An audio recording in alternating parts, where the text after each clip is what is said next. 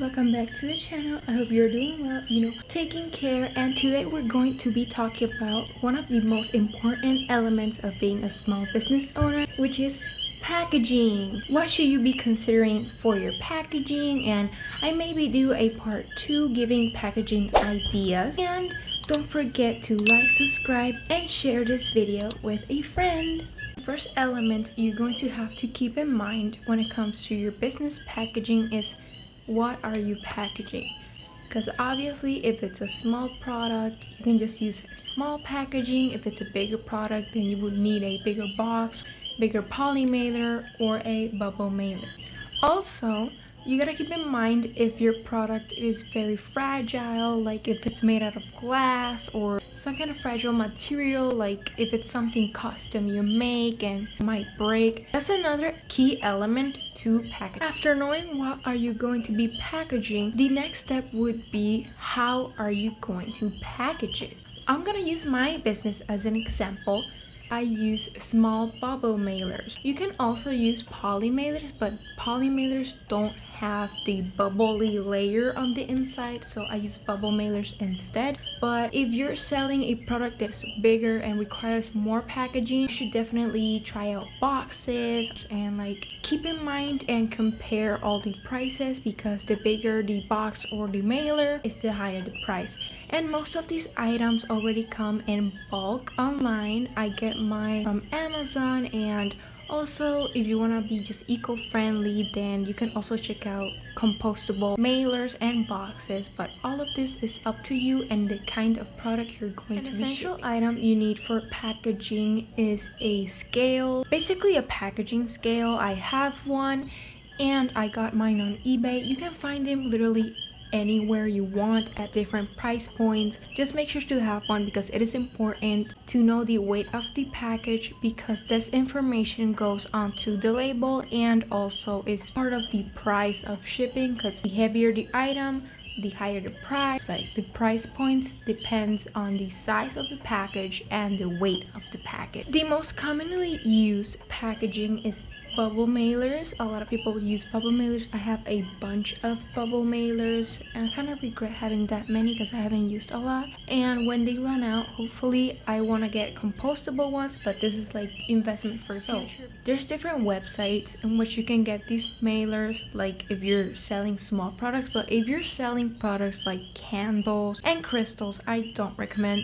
neither poly mailers or bubble mailers. Please go with a box. A bit more protected than the mailers. The mailers, I use them for my jewelry, and jewelry is small, a relatively small item. For it to break, it would be very difficult, because if I ship out a pair of earrings like this, like really small, in that mailer with all the other stuff I put inside, nothing's gonna really happen to it, it's not gonna break.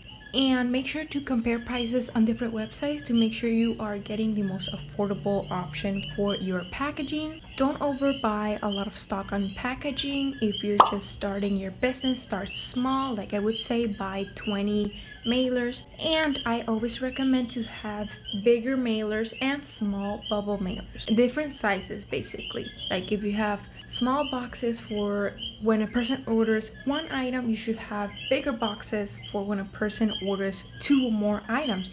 Just make sure to always have a few extra bigger boxes or bigger mailers. And very important material that you're probably going to be using a lot, especially if you package with boxes or plan to package with boxes, or you don't have a label printer like me and you print your labels on your regular printer, it's going to be tape. I have a lot of clear tape rolls, even the small ones, because just in general I just use it on my business for papers and for products. And I also have washi tape too, is another cute option. Just make sure to always have a roll of 2 of tape lying around. It doesn't have to be branded or anything, just regular tape. Tape is just useful overall. Well, another element that you're going to be using is what you use to fill up your box or your mailer. Some people don't fill up the mailers, some people do. Even though I use bubble mailers, they're already well protected, I always add a little bit of recycled crinkle paper, and that's just optional. There's a lot of things you can fill it with. There's crinkle paper. Crinkle paper is the most popular. The little foam beads or beans that they put, that they're biodegradable most of the time. People also use tissue paper. It all depends on what you're packaging, because sometimes you won't really need it. I almost forgot to mention, you can also buy a roll of the bubble wrap. They sell big rolls, so if you're selling candles or crystal, something that's very fragile, or the honeycomb paper, I think it's called, that's also another option. It is important to fill up your box with something, because when it travels from place to place, it's going through a lot of movement, and sometimes the person that delivers the item isn't always super careful with it. Some are not. I know that some people use fragile stickers.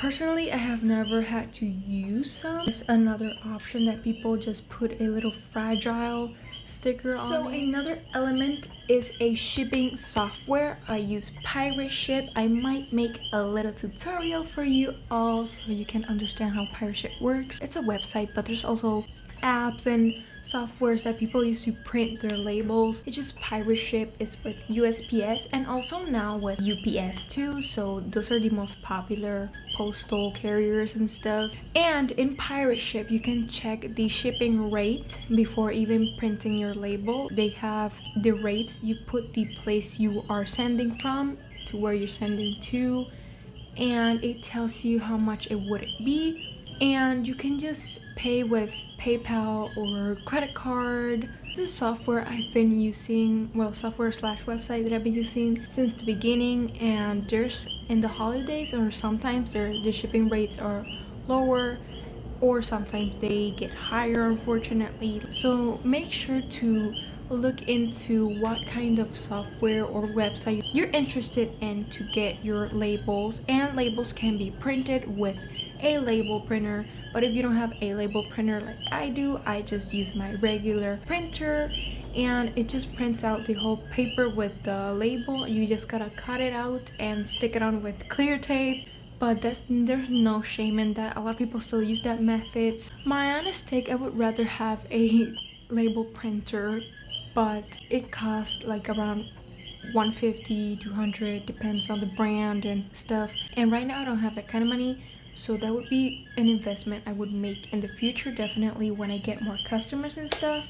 That would definitely be on my wish. Let's talk about bags. Now that you have the initial idea of how to package your stuff, another element is bags. There's organza bags, clear bags, there's just all kinds of bags. There's velvet bags, velcro bags, any kind of bag. They're cute. They come with different colors, sizes, and even patterns.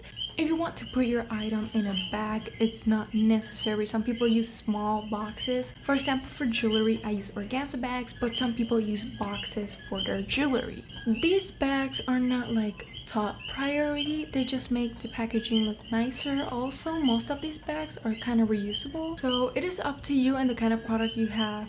Really, like, packaging is a lot of decision making, and most of the time, if you're like me, you just go with the affordable regular option. Meanwhile, because other things are really optional and are things I probably would like to get in the future, so don't pressure yourself or anything to get all of this stuff. Just get the main stuff that you will need. But just make sure to think wisely when deciding what kind of bag to use and all the elements you're going to be putting into your packaging. Any kind of branding, like business cards, stickers, any kind of branding tape, branded tape, it's not necessary, and it's also a little bit expensive if you're just starting out. It's not completely necessary, and there's also affordable ways to make your own. It does make your packaging unique, but I'm referring to when you're just starting out. The other thing that is definitely not required at all is freebies. No matter how popular freebies are, they're not a requirement, my people. It's whatever you want to do. If you want to give freebies or not, that is up to you, and people have to respect that choice. But if you do want to give freebies and you need freebie ideas, check out this video. Freebies are free to the customer, like I explained in that video. They're not free to us, because you and me, we're paying for those extra stickers and extra stuff we give to our customers. Most of us do it out of gratitude and because we're very grateful for all the people that buy from our business and support all of our little shop. Well, you have all reached the end of this video. Thank you so much for watching. Comment down below any other packaging ideas or suggestions that you may have for this video. And also don't forget to like, subscribe, and share this video with a friend. Especially subscribe, help me reach 200 subscribers. Thank you so much, and I will see you all next week. Bye.